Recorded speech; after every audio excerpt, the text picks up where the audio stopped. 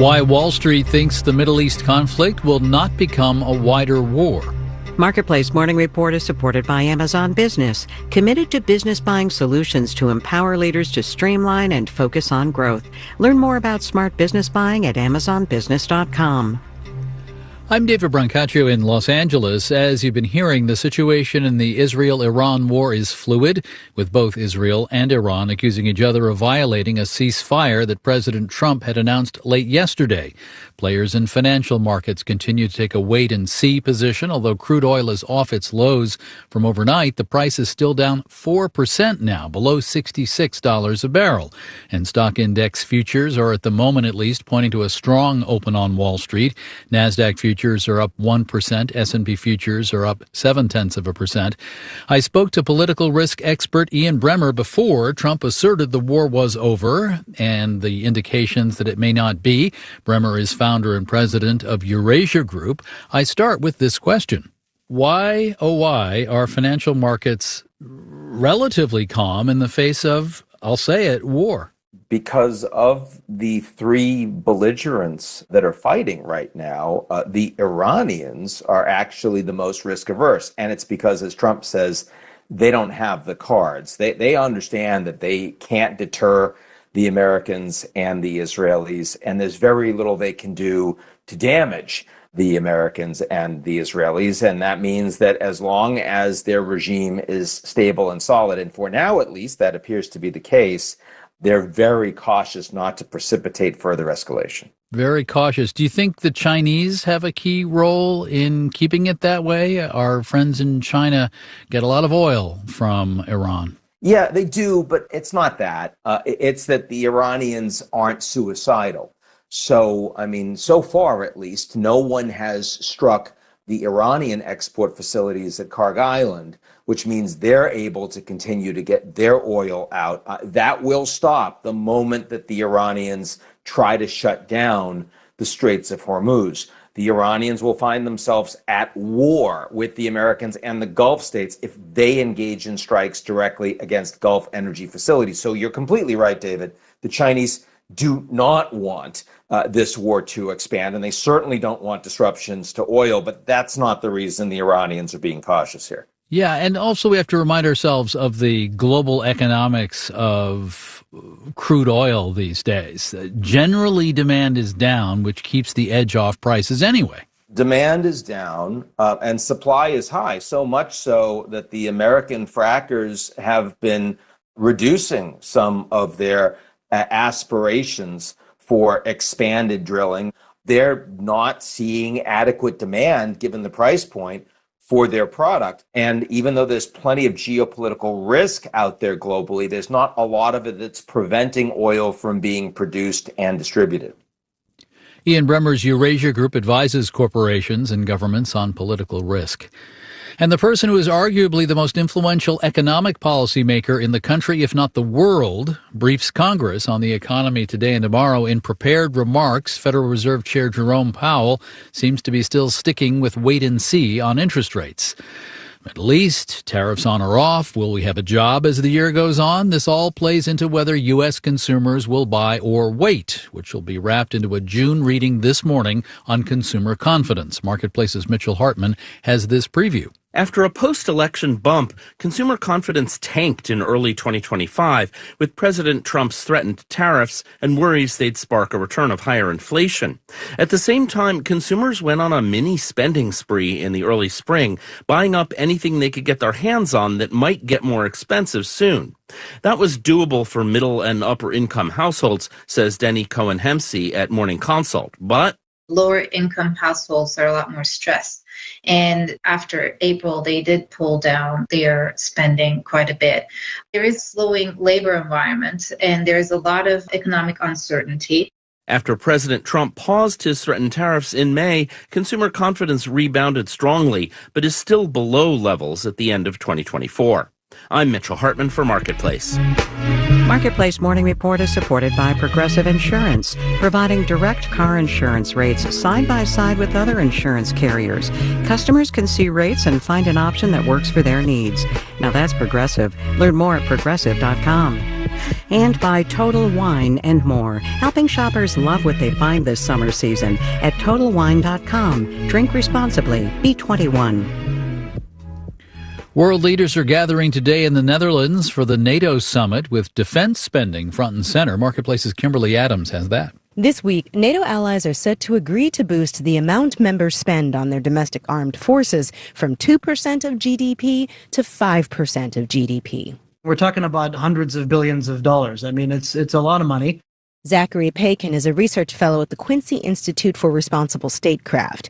And while President Trump has famously berated NATO members over defense spending, U.S. presidents dating back to Barack Obama have been urging Europeans to spend more on defense. You know, it looks like finally they're beginning to take that seriously now. So U.S. pressure is one reason for the boost in spending. And as a result, of course, of Russia's war in 2022 and full-scale invasion of Ukraine, we've seen a significant increase in defense investment. Anka Agachi is a defense policy analyst at the Rand Corporation. As of last year, 23 out of 32 allies were spending 2%, and I believe this year in 2025, all 32 will be spending minimum 2%. The NATO members are giving themselves until about 2035 to reach the new 5% target, with 3.5% going to new equipment and the remaining 1.5% to defense-related investments like cybersecurity and infrastructure. Mark Kansian is a senior advisor at the Center for International and Strategic Studies. They're trying to build their own capabilities so that they could provide for their own security with maybe the United States as a backup. Member countries will have to decide whether they want to focus on developing their own defense industries or just buy more equipment and weapons on the global market. The United States has been a major supplier for.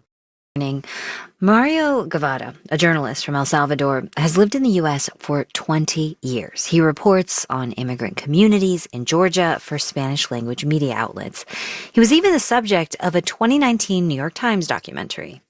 Turn off the camera. Officer, you can do that, officer. You're not here for any lawful purposes.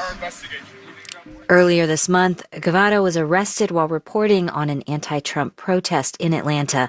He was then transferred to immigration authorities and remains in detention.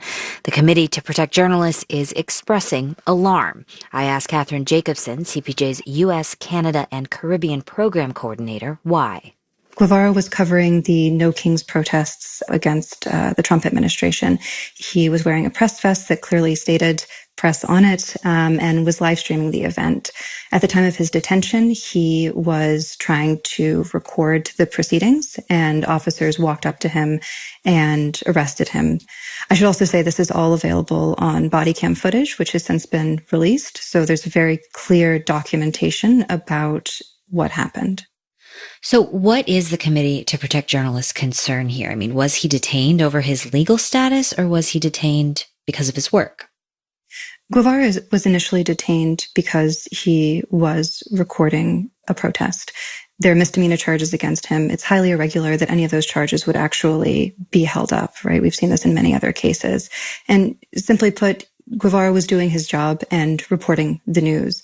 And to use that as a pretext to hold him, a journalist, for a very long period of time in law enforcement detention, and then to transfer him to ICE detention after that is something that we haven't seen before and is an incredibly alarming precedent to set. What protections exist for immigrant journalists like Guevara and others who are doing their jobs in the United States?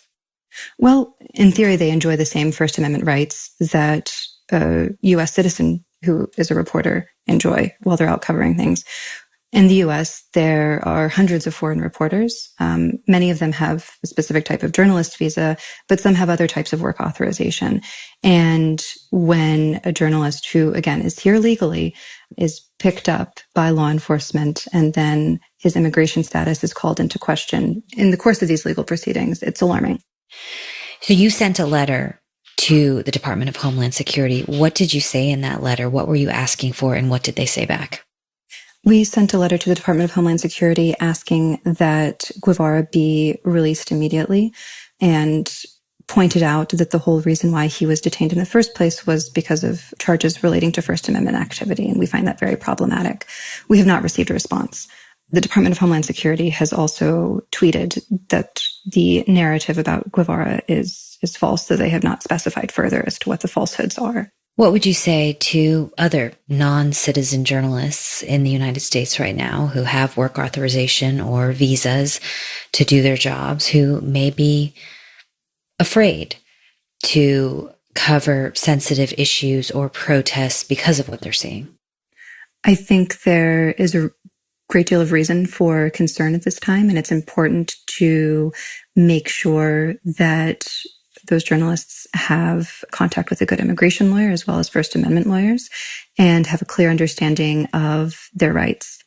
Catherine Jacobson is the U.S., Canada, and Caribbean Program Coordinator for the Committee to Protect Journalists. Thank you so much. Thanks for having me. We reached out to the Department of Homeland Security. They also told us this narrative is false. In a statement, a department spokesperson said Guevara is in removal proceedings and urged him to, quote, self-deport. They also said Guevara was arrested by local police and transferred to ICE custody because he entered the U.S. illegally in 2004. Guevara's lawyer says that's not true. He entered the country legally on a visa and that he has work authorization. The lawyer says his immigration status had been pending. Federal regulators were ready to add more than a dozen more languages to the emergency alert system to increase access to vital information. But as NPR's Nick Perez reports, those additions have been delayed without explanation.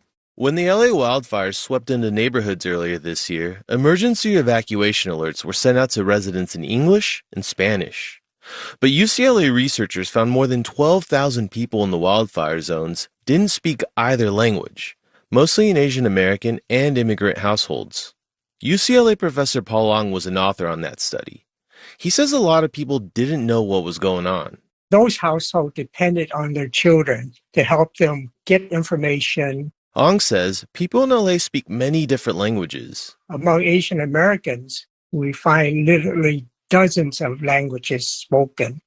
And that speaks to the cultural diversity of this population. The U.S. Census Bureau says nearly 68 million Americans speak a language other than English at home.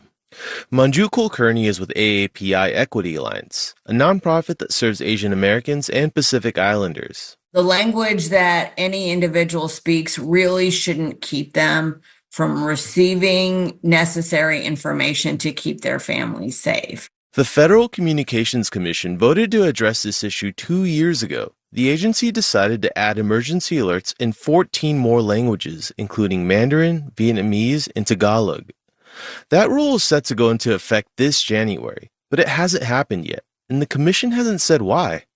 The FCC and the White House did not respond to several inquiries from NPR asking about the delay. Representative Nanette Barragan is a Democrat who represents South LA. She says the delay makes no sense, in part because current FCC Chairman Brendan Carr, a Trump appointee, backed the rule change 2 years ago when he was a commissioner. The FCC has already voted, and the Chairman, Carr, supported this rule. There's only one step left. That step is to publish the report and order in the Federal Register. Publishing in the Federal Register starts a 30-month clock for wireless providers to update their emergency alerts. Barragan and other advocates say the longer it is delayed, the more risk there is to immigrant communities during extreme weather events. Nate Perez, NPR News. Murkowski of Alaska. She has a reputation for standing up to President Trump and his agenda. Take, for instance, Trump's big spending and tax bill. I don't refer to it as the big, beautiful bill. It is big, and I'm not quite sure it's beautiful yet. Murkowski talks with NPR's Juana Summers about her work on Capitol Hill and her new memoir. Today on All Things Considered. Listen where you are, on your phone, your laptop, or your radio. This is Morning Edition from NPR News. I'm Michelle Martin. And I'm Layla Falded. And I'm Mary Dixon on Chicago's NPR news station. Thanks for listening, however you do it, to 91.5 WBEZ. It's 8:59. It's Tuesday, June 24th, and the BBC NewsHour is next. WBEZ is supported by Neil Gerber Eisenberg, a law firm founded in